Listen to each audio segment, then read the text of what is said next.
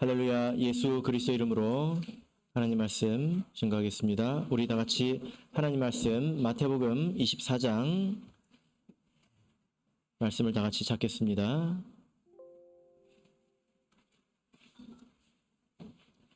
마태복음 24장 1절에서 14절까지 말씀을 저와 여러분이 한 절씩 교독하도록 하겠습니다. 마태복음 24장 1절. 예수께서 성전에서 나와서 가실 때에 제자들이 성전 건물들을 가리켜 보이려고 나아오니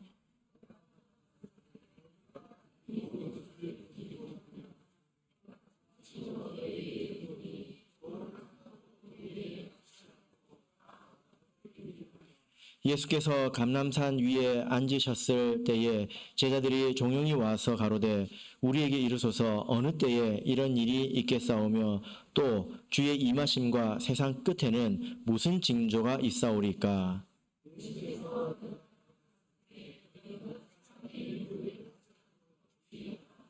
많은 사람이 내 이름으로 와서 이르되 나는 그리스도라 하여 많은 사람을 미혹해 하리라.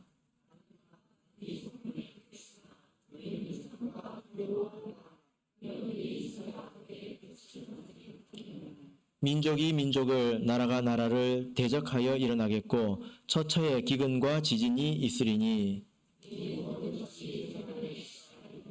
그때에 사람들이 너희를 환난에 넘겨주겠으며 너희를 죽이리니 너희가 내 이름을 위하여 모든 민족에게 미움을 받으리라.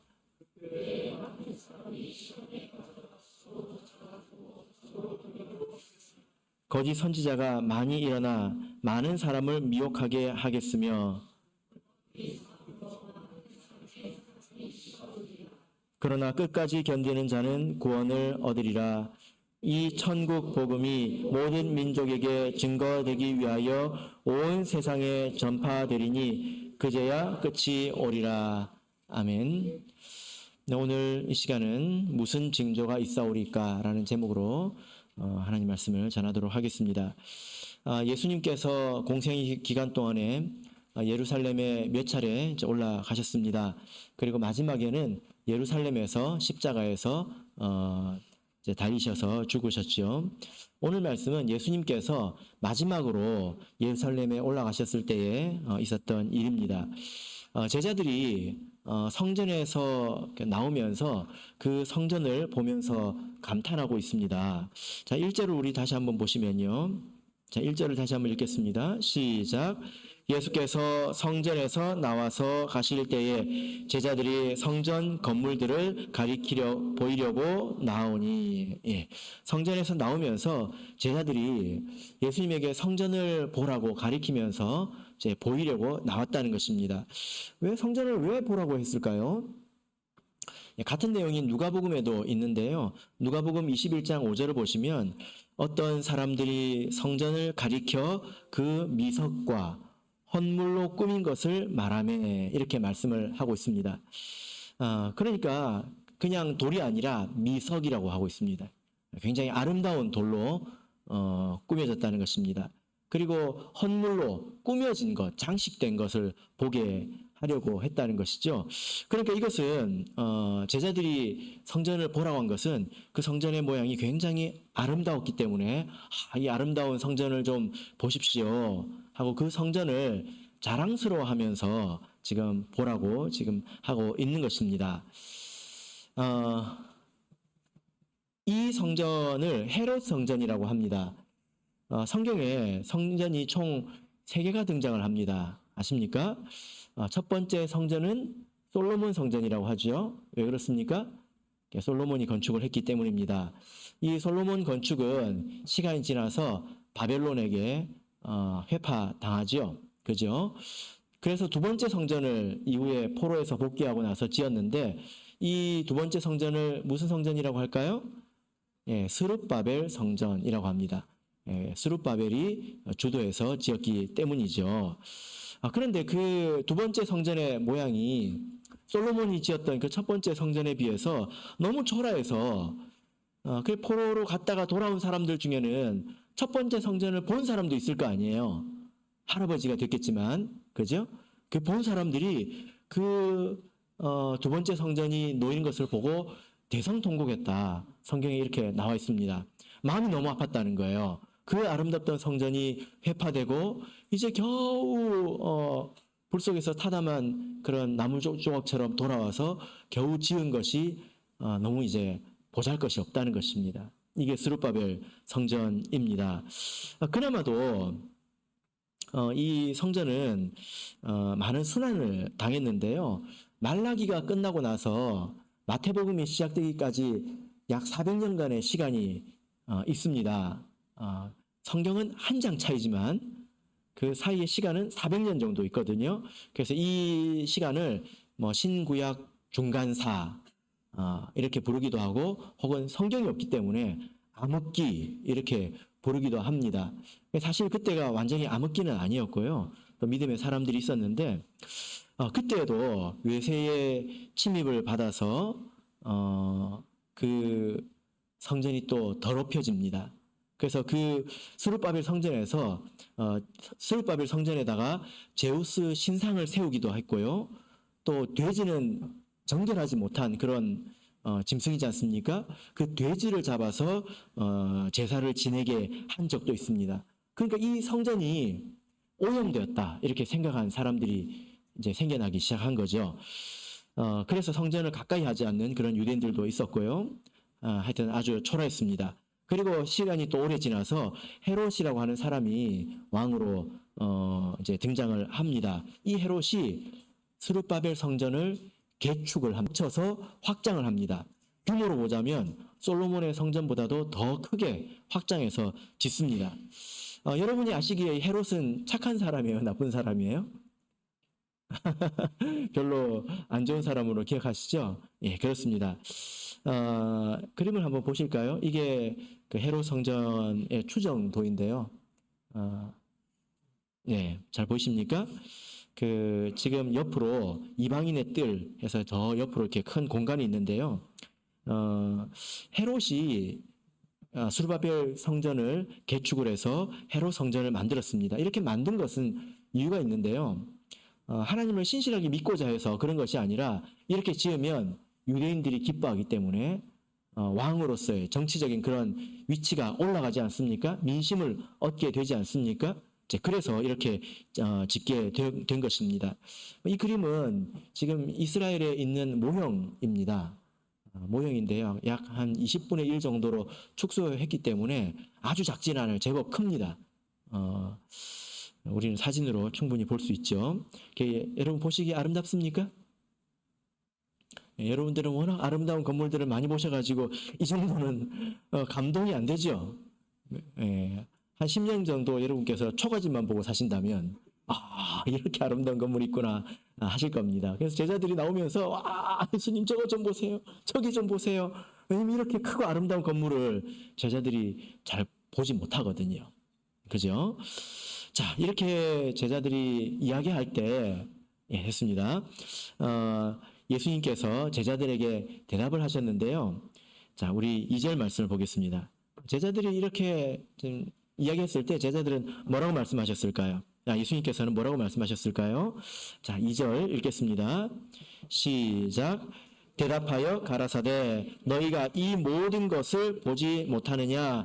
내가 진실로 너에게 이르노니 돌 하나도 돌 위에 남지 않고 다 무너뜨리우리라. 예수님께서 분위기를 잘 살피지 못하는 것 같습니다. 좀 한번 맞장구 쳐줄만 한데 찬물을 뿌려버리시죠. 그죠? 뭐라고 말씀하십니까? 돌 하나도 돌 위에 남지 않고 완전히 무너지게 될 것이다. 지금 무엇을 놓고 하시는 말씀입니까? 성전을 놓고 하시는 말씀이죠. 그죠? 자, 그런데 예수님께서 예루살렘 성을 향해서도 이 말씀을 하신 적이 있습니다. 성전에 가기 이전에 예루살렘 성을 밖에서 보시고도 이렇게 말씀하신 적이 있습니다. 자, 우리 누가복음 19장을 보겠습니다. 누가복음 19장 41절부터 보겠습니다. 누가복음 19장 41절부터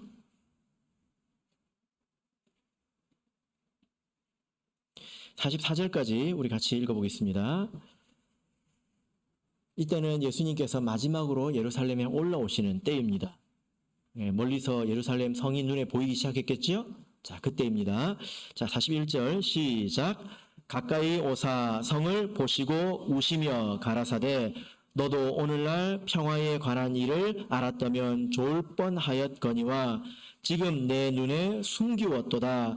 날이 이를지라 내 원수들이 토성을 쌓고 너를 둘러 사면으로 가두고 또 너와 및 그 가운데 있는 내 자식들을 땅에 메어치며 돌 하나도 돌 위에 남기지 아니하리니 이는 권고받는 날을 내가 알지 못함을 이남이니라 하시니라. 예수님께서 예루살렘 성에 가까이 오셨을 때 그 웅장한 언덕 위에 있는 그 큰 성벽을 보시면서 예수님께서 우셨습니다. 왜 우셨을까요? 그들 앞에 임박해 있는 재앙이 있기 때문이죠. 그것을 생각할 때 예루살렘이 당할 일들을 생각할 때 예수님께서 슬퍼서 우신 것입니다. 이들이 예루살렘 성조차도 이렇게 돌 하나도 돌 위에 남기우지 않고 다 무너뜨리우리라 하셨는데요. 그 이유가 무엇입니까? 이는 권고받는 날을 내가 알지 못함을 이남이라. 무슨 말이냐면 하나님께서 너를 돌보시는 때가 있었는데 그때를 알지 못했다는 것입니다. 바로 예수님을 영접하지 않았다는 것이지요. 그 대가로 이렇게 심판을 받는다는 것입니다. 자, 여러분 이 말씀은 예언이지 않습니까? 그죠? 왜 예언입니까? 미래에 관한 말씀이니까 예언이겠죠? 그러므로 이 예언의 말씀은 당연히 성취가 되어야 되겠죠?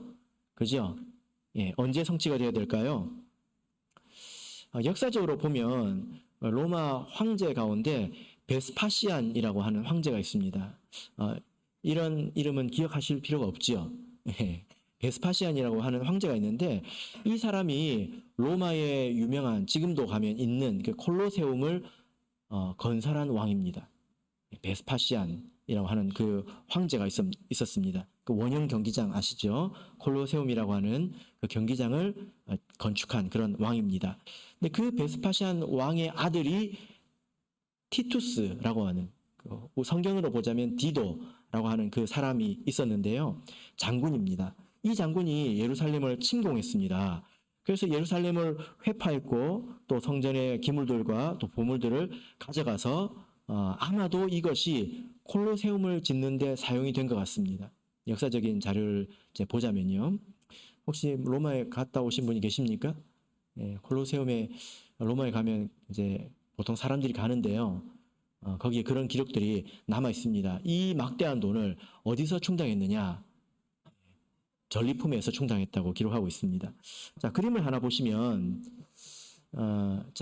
이 티투스라고 하는 이 장군이 예루살렘에서 굉장히 힘들게 싸웠습니다. 그리고 그 예루살렘에서 예루살렘을 정벌하고 승리한 기념, 그래서 다시 돌아오는 기념으로 개선문을 만들었습니다. 전쟁에서 이기고 돌아온 것을 기념하는 문이죠.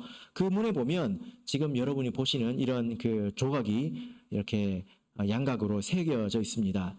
이 모습이 어떤 모습이냐면 로마 군사들이 이제 포로를 끌고 가고 있는 장면인데요. 이 포로들이 무엇을 들고 있습니까? 여러분 눈에 익숙한 그림이 하나 보이시죠? 금 촛대가 보이십니까? 성전에 있는 여러 가지 보물들을 가지고 들어가고 있는 그런 모습을 지금 보여주고 있는 것입니다. 이 그 전쟁에 대해서 간략하게 좀 말씀을 드리자면 이 전쟁은 6월절 3일 전에 시작이 됐습니다. 여러분 6월절에는 어떤 일이 있죠? 전 세계에서 유대인들이 예루살렘으로 모이지 않습니까? 그래서 아마 이 3일 전에는 많은 사람들이 예루살렘에 모여 있었을 텐데요. 그때 로마에서 와서 공격을 했습니다. 아주 치열한 전투였다고 합니다. 이 티투스 장군조차도 죽을 뻔했다고 합니다. 아주 격렬하게 저항을 했다고 합니다. 4개월 동안 이제 저항을 했고요. 예수님께서 이렇게 말씀하신 것처럼 이 성을 둘러싸서 그 안에 있는 사람들을 거의 굶겨 죽이다시피 했습니다. 저도 이제 자료를 찾아보니까요, 얼마나 그 기근이 심했는지, 심지어 어떤 여인이 자기 아들을 구워 먹었대요. 그리고 절반 정도 구워 먹고 다른 사람에게 뺏기기 싫어서 숨겨놨대요. 그 아내의 모습이 얼마나 비참했는지 상상할 수 있는 그런 대목이죠. 이제 인터넷에 가서 보시면 예루살렘 공방전 뭐 이렇게 검색을 해보시면 이곳에 관한 이제 이야기들을 보실 수가 있습니다. 그때 역사를 보면 굉장히 충격적인데요. 예, 이제 그림을 끄셔도 되겠습니다. 이 성에서 기근을 견디지 못하고 도망가는 모든 사람이 십자가에 달려 죽었습니다. 그리고 그 안에 있는 사람들도 거의 전멸당했지요. 그때 로마군의 손실도 엄청났기 때문에 로마군이 너무 화가 나가지고 가는 길에 보이는 사람은 다 죽였다고 합니다. 그리고 마지막에는 성전도 불태웠다고 합니다. 이것이 70년에 있었던 예수님의 말씀이 성취되는 그런 장면입니다. 예수님께서 바로 이 일을 가지고 예루살렘을 보시고 눈물을 흘리셨다는 것입니다. 이제 불과 한 40년 뒤면 현실이 되는 그런 이야기를 이제 보시고 오신 것이죠. 여러분, 예수님께서는 이 제자들은 이 성전의 아름다운 외형에 반해가지고 예수님 이 성전을 보십시오 할 때 예수님은 무엇을 보셨습니까? 예, 그 이면에 있는 그들의 죄악, 그리고 그로 인해서 그들에게 곧 다가올 운명 같은 그런 심판, 이런 것을 보셨다는 것입니다. 우리도 신앙을 세울 때에 사람 보기에 좋은 신앙, 허우대만 멀쩡하고 사람들 마음에 들고 이런 신앙을 세울 것이 아니라는 것입니다. 우리가 교회에서 예를 들어 직분 있고 무엇이 있고 경력 있고 이게 중요한 게 아니라는 거죠. 그죠? 무엇이 더 중요합니까? 우리가 하나님 앞에서 바른 사람이 되는 것입니다. 예수님께서 이 땅에 오셨던 것처럼 지금 예수님께서 우리에게 말씀을 주고 계시지 않습니까?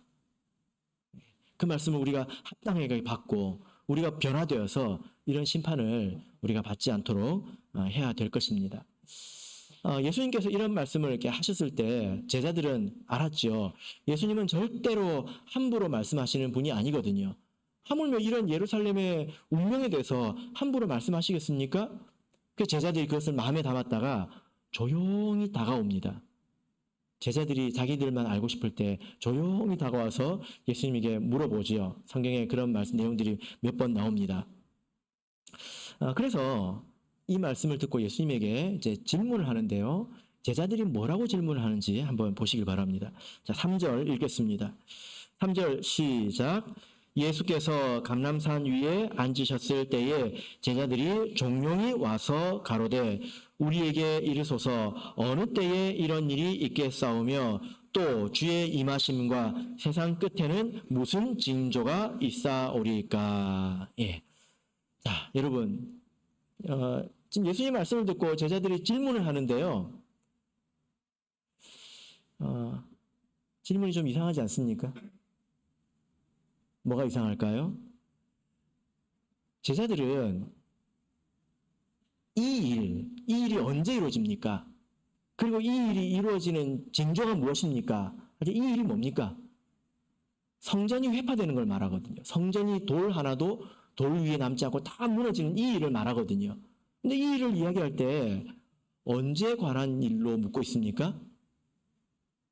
세상 끝으로 묻고 있습니다. 세상 끝으로 묻고 있다는 거예요. 제자들이 지금 질문을 바로 한 겁니까? 제가 아까 이 예언이 언제 성취가 됐다고 했죠? 예, 40년 뒤에 AD 70년에 티투스 장군에 의해서 예루살렘이 완전히 무너져가지고 지금 성전이 없잖아요. 그죠? 예, 근데 제자들은 언제라고 묻고 있습니까? 세상 끝에 대해서 묻고 있다는 것입니다.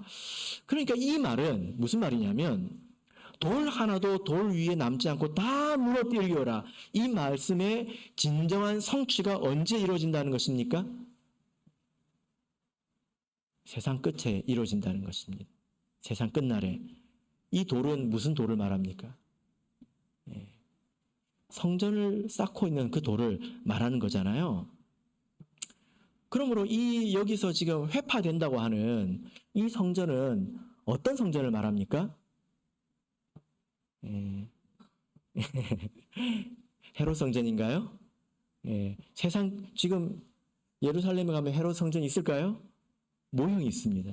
모형이 무너질까요? 그건 아니겠죠? 예. 지금 예루살렘에는 성전이 없습니다. 가보시면 황금돔 사원이 있죠. 이슬람 사원이 있을 뿐입니다. 이스라엘 사람들이 성전을 짓고 싶어도 거기 지을 수가 없습니다. 워낙 위험하기 때문에. 그죠? 그러면 마지막에 돌 하나도 돌 위에 남지 않고 다 무너뜨리리라 한 그 성전은 어디에 있는 것일까요? 예. 말세는 무엇이 성전입니까? 예, 교회죠. 그죠? 예, 교회입니다. 예수님 이 말씀은 마지막 때에는 어디에서 이루어진다는 것입니까? 교회에 이루어진다는 것입니다. 자, 이에 해당하는 내용이 계시록에서 우리가 찾아볼 수 있을까요? 예, 자, 우리 계시록 11장을 보겠습니다. 우리가 지금 화요일 저녁을 위주로 일주일에 한 번씩 제가 계시록 말씀을 전하고 이후에 또 다루게 될 텐데요. 먼저 간략하게 보도록 하겠습니다. 계시록 11장 1절, 2절을 보겠습니다. 요한계시록 11장 1절, 2절. 자, 읽겠습니다. 시작. 또 내게 지팡이 같은 갈대를 주며 말하기를 일어나서 하나님의 성전과 제단과 그 안에서 경배하는 자들을 청량하되 성전 밖 마당은 청량하지 말고 그냥 두라. 이것을 이방인에게 주었은즉 저희가 거룩한 성을 42달 동안 짓밟으리라. 예. 자, 여러분 한글 성경에서는 아주 명확하게 구분하지 않는데요. 성소와 성전은 분명히 다른 것이죠. 자, 여기서 2절에서 성전 밖 마당은 청량하지 말고 할 때 이 성전은 원문으로 보자면 성소입니다. 성소 밖은 청량하지 마라. 그것을 이방인에게 주었다. 이렇게 말씀하고 있는 것입니다. 여러분 생각해 보세요. 약속의 땅은 저기 유브라데부터 아래로는 애굽 하수까지입니다. 그 큰 땅에 예루살렘은 작은 땅이죠. 그죠? 그 예루살렘 안에서 성전은 또 일부분입니다. 그 성전 안에 뭐가 있습니까? 여러분, 마당이 있고, 물두멍도 있고, 번제단도 있고, 그리고 성소가 있죠. 약속의 땅 안에 예루살렘이 있고, 예루살렘 안에 성전이 있고, 성전 안에 성소가 있습니다. 전체 약속의 땅 안에서 성소는 얼마나 될까요? 이만큼밖에 안 되겠죠. 그죠? 그러나 이 말씀은 성소를 두고 다 짓밟게 하신다는 겁니다. 예. 이것은 육신적인 말이 아니라 영적인 것인데요. 자, 여기서 청량한다고 말하고 있습니다. 청량한다고 하는 것은 재본다는 거죠. 혹은 무게를 달아본다는 것입니다. 그때가 되면, 이 때가 되면 한 사람 한 사람의 신앙을 저울질한다는 것입니다. 그래서 그 사람의 신앙이 어떠한지, 그래서 이 사람이 왕과 제사장다운 삶을 살고 있는지, 그러면 성소 안에 있는 사람이 되는 것이고요. 성소 안에는 제사장만 들어갈 수 있지 않습니까? 만약에 거듭난 사람임에도 불구하고 왕답게 제사장답게 살지 못하면 성소 밖 사람이 되는 것입니다. 이 성소 밖 사람들은 어떻게 됩니까? 예, 이방인에게 42달 동안 짓밟히게 된다. 이렇게 말씀을 하고 있습니다. 이것은 영적인 표현인데 회복할 수 없는 세속화를 말합니다.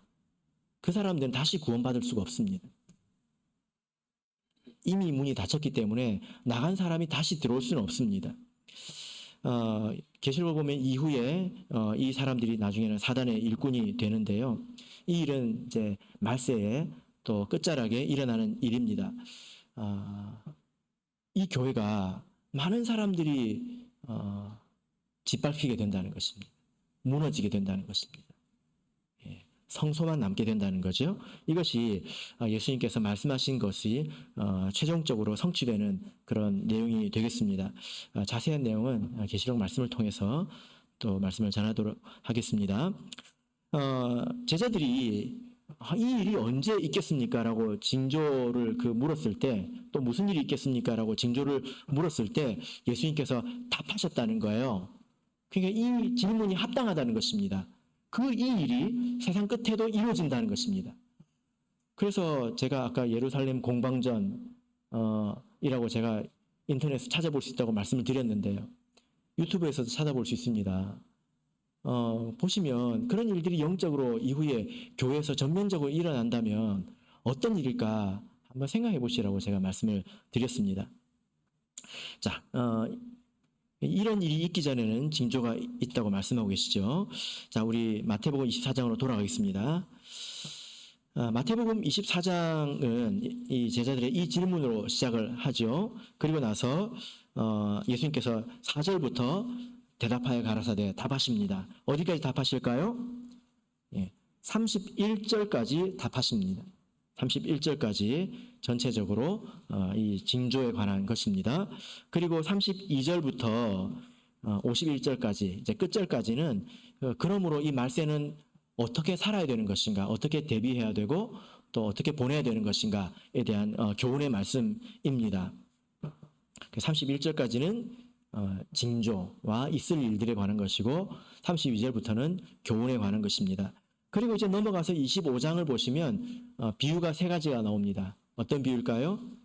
열처녀의 비유, 또 달란트의 비유, 또 양과 염소의 비유, 이 총 3가지의 비유가 나오는데요. 이 3가지의 비유는 다 재림과 관계가 있습니다. 심판과 관계가 있는 비유입니다. 그래서 이렇게 쭉 흐름이 형성이 되는 것이죠. 자, 그래서 우리가 먼저 이제 31절까지 말씀 가운데, 이 징조의 말씀 가운데서 14절까지 말씀을 먼저 이제 볼 텐데요. 지금 제자들이 징조에 대해서 물었지 않습니까? 어떤 징조가 있습니까? 그 징조는 그 일이 일어날 기미를 말하는 거지 않습니까? 그래서 어떤 일을 보면, 이제 일어날 때가 다 됐구나 하고 알 수 있는 그런 신호, 표지판 같은 그런 역할을 하는 일들을 징조라고 하잖아요. 그죠? 그런데 쭉 읽어보시면, 우리가 오늘 이제 이 말씀을 읽었는데요.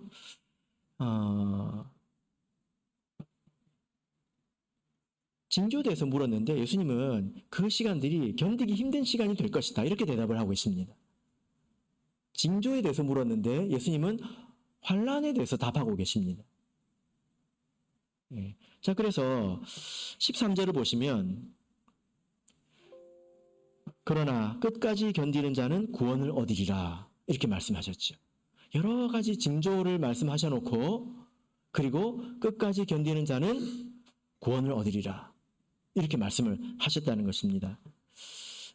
그래서 이 시기에 있는 여러 가지 일들은 징조이면서, 그러니까 이런 일들이 일어나는 것을 보면 그 일이 오는구나를 알 수 있다는 것입니다.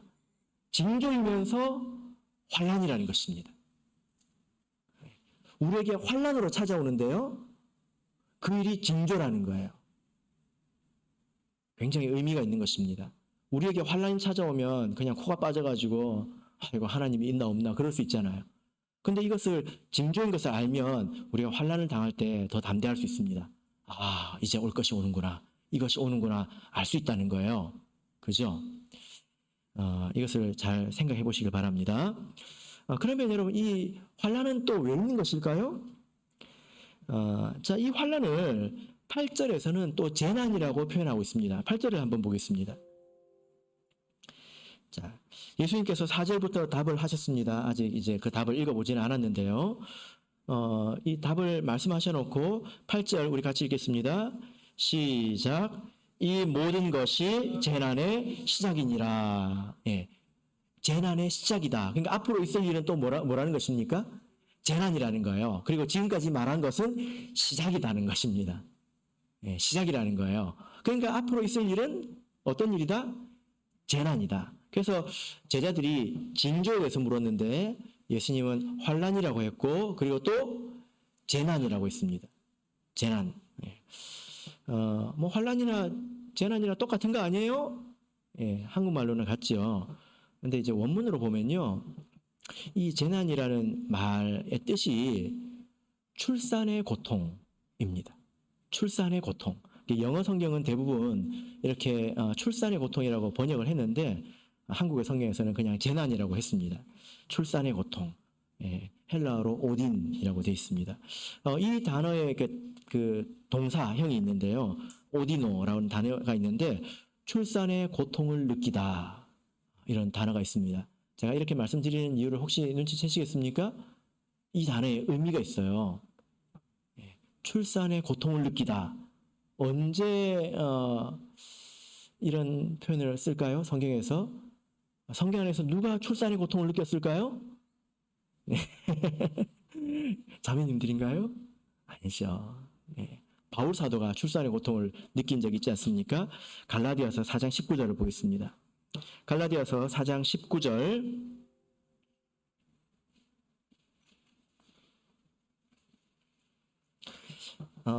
그래서 이 일은 재난이라는 것인데 사실 출산의 고통이라는 것입니다. 갈라디아서 4장 19절. 자, 읽겠습니다. 시작. 나의 자녀들아, 너희 속에 그리스도의 형상이 이루기까지 다시 너희를 위하여 해산하는 수고를 하노니. 예, 바울 사도가 해산하는 수고를 하겠다. 그래서 여자입니까? 아니죠. 지금 사람을 낳는 것이 아니라 영적인 출생을 이야기하는 거잖아요. 그죠? 예.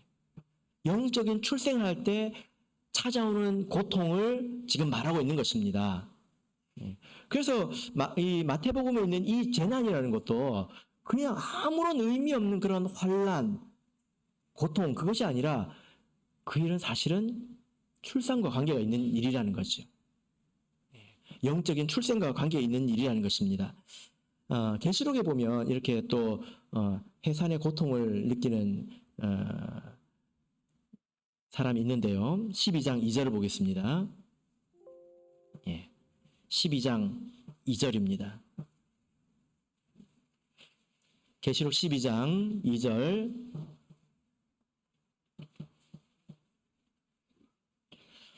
같이 읽겠습니다. 요한계시록 12장 2절 읽겠습니다. 시작. 이 여자가 아이를 베어 해산하게 되매 아파서 애써 부르짖더라. 예, 이 여자는 누구일까요? 예, 교회입니다. 교회. 예, 교회지요.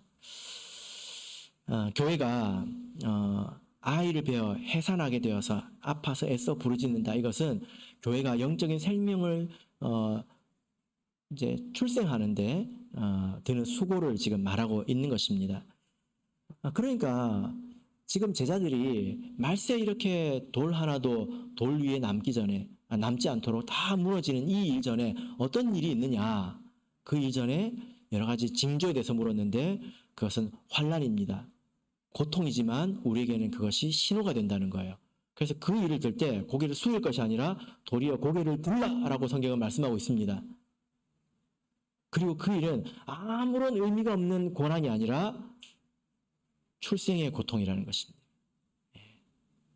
여러분, 엄마가 진통을 해야 아이를 낳지 않습니까? 우리 영적으로도 마찬가지입니다. 우리가 믿음을 세우고 또 영적인 어떤 한 사람을 얻기 위해서는 자기나 남이나 다 고통을 받아야 합니다. 그런 일이 있어야 성장이 있는 것입니다. 그래서 이 환난을 통해서 나중에 이 교회가 또 성도들이 정금같이 변한 것을 우리가 볼 수 있습니다. 그래서 출생의 고통이라고 말씀하고 있는 것입니다. 자, 그러면 이제 재난의 시작, 출생의 고통의 시작에 불과한 것, 시작인 것 어떤 일이 있을까요? 자, 이제 4절로 가서 보겠습니다. 마태복음 24장 4절부터 7절을 보겠습니다.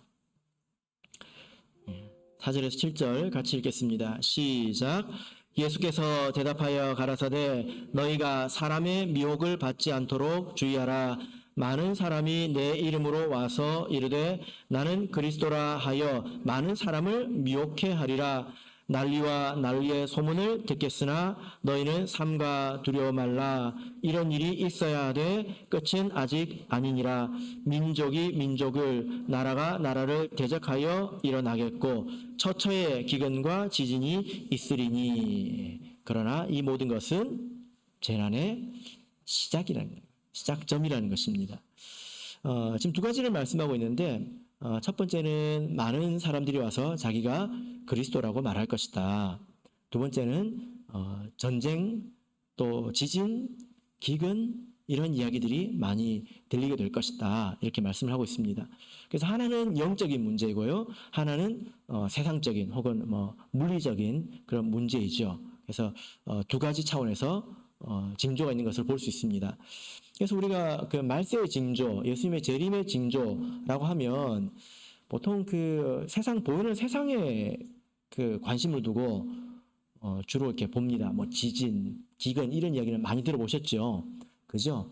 그런데 성경을 우리가 곰곰이 보면 이런 그 물질적인 세계에보다 사실 영적인 곳의 징조가 훨씬 많습니다.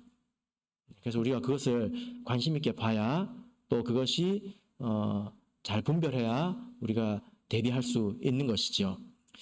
여러분이 보시기에 이 말씀이 그러합니까? 우리 참예수교회가 1919년에 출현을 했는데요. 그 출현할 즈음에 세계대전이 있었습니다. 두 번의 세계대전이 있었죠. 그리고 이 참예수교회가 처음에 중국에서 이렇게 태동을 했는데요. 그때 중국은 굉장히 어지러운 때였습니다. 그리고 한국도 이제 마찬가지였죠. 그리고 이 20세기가 들어서 많이 들으셨겠지만 지진의 횟수가 놀랍도록 증가하고 있습니다. 사실 이제 그래프를 이제 보면요, 깜짝 놀랄 정도로 많이 증가하고 있습니다.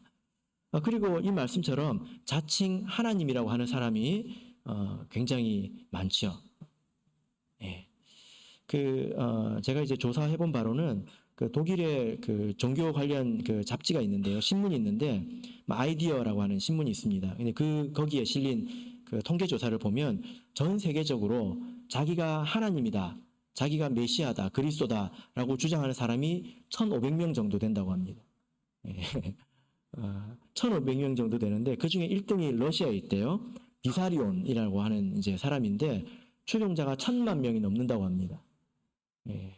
이제 저도 자료를 봤는데 뭐 제가 가서 확인할 수가 없으니까 모르겠습니다.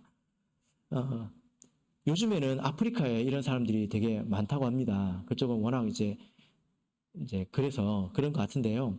원래 이런 이야기를 하면 빠지지 않는 곳이 어딘지 아십니까? 대한민국입니다. 빠지지 않는 것이 우리나라의 자칭 메시아, 자칭 그리스도, 자칭 하나님이라고 하는 사람이 제가 들은 통계로 한 40여 명 된다고 들었습니다. 뭐 유명한 사람도 많이 있죠. 통일교회 문선명, 그 신천지의 이만희, 자기를 재림 그리스도라고 합니다. 그리고 하나님교회 안상홍, 그리고 거기는 하늘 어머니도 있죠. 장길자. 예. 그래서 다 신이라고 스스로 주장하고 사람들이 그렇게 믿고 있습니다. 참 신기한 것은 그걸 믿는 사람들이 우리 교회보다 훨씬 많다는 거예요.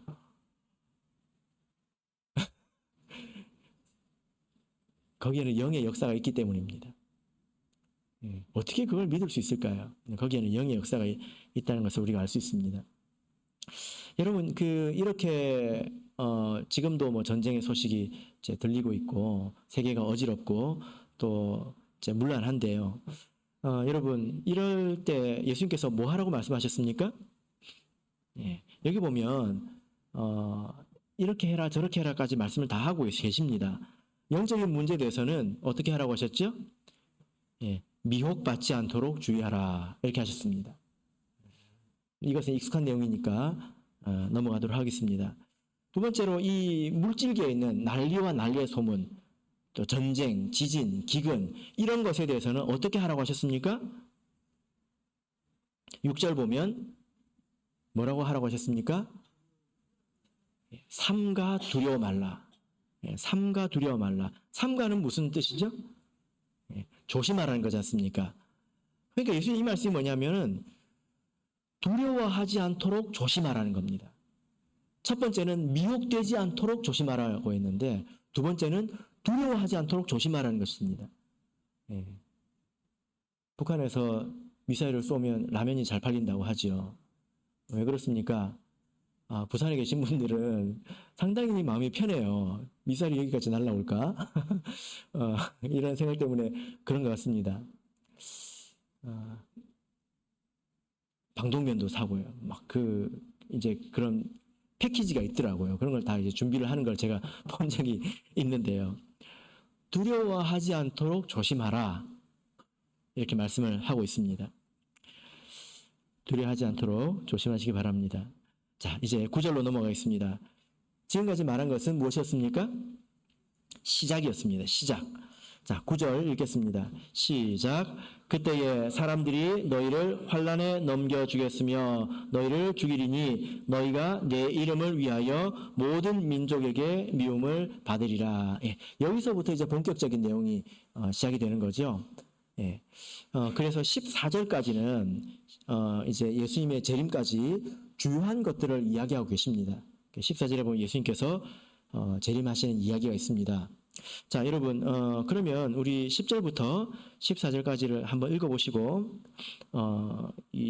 어떤 징조들이 있는지에 대해서 우리 같이 한번 생각해 보도록 하겠습니다. 10절 읽겠습니다. 시작. 그때에 많은 사람이 시험에 빠져 서로 잡아주고 서로 미워하겠으며 거짓 선지자가 많이 일어나 많은 사람을 미혹하게 하겠으며 불법이 성함으로 많은 사람의 사랑이 식어지리라. 그러나 끝까지 견디는 자는 구원을 얻으리라. 이 천국 복음이 모든 민족에게 증거되기 위하여 온 세상에 전파되리니 그제야 끝이 오리라. 예. 자, 9절 보면 그때에 라고 시작하고 있습니다. 마태복음을 자세히 보시면 그때가 굉장히 많이 나오고요. 이 예수님의 징조가 기록되어 있는 이 4절부터 31절 안에는 총 7번의 그때가 있습니다. 그때가 있습니다. 전환이 되는 것이죠. 어떤 특징이 있습니까? 어떤 징조가 있습니까? 사람들이 너희를 환난에 넘겨주겠으며 너희를 죽일 것이다. 그래서 모든 민족에게 미움을 받을 것이다. 이것이 첫 번째입니다. 두 번째는 무엇입니까? 많은 사람이 시험에 빠져 서로 잡아주고 서로 미워하겠다. 그리고 세 번째는 거짓 선지자가 많이 일어난다. 네 번째는 불법이 성함으로 많은 사람의 사랑이 식어진다. 그 다음에 다섯 번째는 무엇입니까? 천국 복음이 온 세상에 전파되어야 한다. 다섯 가지입니다. 자, 여러분 어떻습니까? 여러분 눈에 보이십니까? 우리가 이것을 잘 이해를 해야 되는데요. 사람이 너희를 환난에 넘겨주겠다 하고 말할 때 이 환난은 사실 영적인 환난입니다. 물론 이 가운데는 일부 육신적인 환난을 받는 사람이 있을 수 있습니다. 지금도 참예수교회 성도들이 육신적인 환난을 당하는 사람들이 있지 않습니까? 그러나 본질적인 것은 영적인 환난입니다. 우리 성도들이 이 세상에 있는 사람들과 섞이기가 쉽지 않아요. 세상 사람들이 세속적인 사상을 가지고 있죠. 그래서 여러분 주변에 있는 사람들이 무슨 이야기를 하고 어디에 관심이 있는지 한번 살펴보십시오. 그래서 섞이기가 쉽지 않습니다. 정상적이라면 그렇습니다. 제가 어떤 목사님의 이야기를 들었는데요. 제 다른 나라 목사님입니다. 근데 그분이 뭐라고 그러시냐면 그 나라에 아이들 때는요 친구가 많대요. 예. 아이 성도들은 애기들이 이제 밖에 나가면 친구가 많대요. 근데 자라오면서 점점 친구가 없어진대. 그리고 대학생인 경우에는 거의 친구가 없대요. 참예수교회 성도들은. 왜 그럴까요?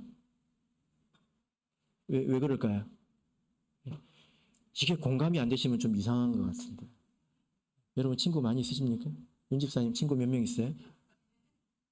아무도 안 놀아주죠, 집사님이랑. 집사님이 재미없어서 그래요. 술도 안 마시죠. 담배도 안 피죠. 예. 춤도 못 추죠. 노래도 모르죠. 예? 네. 사실 지금 우리가 세상에서 미움을 받고 있습니다. 영적으로 핍박받고 있고 또 소외당하고 있고 그렇죠. 그래서 우리 친구들이 이게 학생들이 뭐라고 합니까? 친구들하고 어울리기가 쉽지 않죠. 그래서 노래도 좀 배우고 예, 그런 노력을 또 좀 하지 않습니까? 예, 우리 학생부들 친구들이랑 어울리기가 쉽지 않죠? 나중에 돼보세요. 이제 많이 멀어질 거예요. 그러니까 지금부터 그냥 하지 마세요. 예, 진짜예요. 예, 목사님 친구 몇 명일까? 예, 교회 안에 있습니다. 친구가. 예. 여기서 이렇게 죽인다고 하는 것은 미움을 받는다는 것입니다. 쓰레기 취급을 받는다고 하는 것입니다. 있으나 마나한 존재로 취급받는다는 것입니다. 근데 우리가 그런 세상에 나가가지고 세상 사람들이 관심 있는 돈이라고 하든지 그런 세상의 성취 그런 것에 같이 관심을 두고 어울리고 그래서 친구가 있고 그러면 부끄러워야 돼요. 예. 그래서 참 딜레마가 뭐냐면은 신앙생활을 열심히 하는 사람들은 목사님 전도할 사람이 없어요. 예. 그죠, 윤 집사님? 친구가 있어야 전도를 할 텐데 친구가 없어요. 예. 그래서 전도를 위해서 친구를 사귀시는 분들도 계시더라고요. 전도를 위해서 탁구를 배우러 가시는 분도 계시고 뭐 이제 여기저기 가시는 분들도 계시더라고요. 그래도 쉽지 않죠. 예. 어디 가도 쉽지 않습니다. 다 이제 술 마시고 그러니까 사실 쉽지 않습니다. 이미 이런 시대가 되어가고 있습니다. 상당히 진행되고 있죠. 그죠? 두 번째는 어떻습니까? 많은 사람이 시험에 빠진다고 말하고 있습니다. 이것은 진리를 배반하는 그런 배교의 이탈이 있다는 것입니다. 첫 번째 이제 이 징조는 외부적인 것이라고 한다면 외부적인 것은 견딜만 합니다. 그래서 어쩌면 우리 성도님들께서 뭐 세상 사람들이 뭐 나 있는 듯 없는 듯 취급하는 거 나 아무렇지도 않고, 그죠? 뭐 알아주지 않아도 괜찮고, 뭐 이제 그럴 수 있습니다. 근데 진짜 고통은 어디에 있습니까? 내부에 있죠. 우리 사랑하는 형제 자매가 진리를 떠나고 그 가운데 내 가족이 있고 이게 정말 고통스러운 것 아닙니까? 근데 많은 사람들이 이탈한다는 것입니다. 그러면요 더 미워합니다.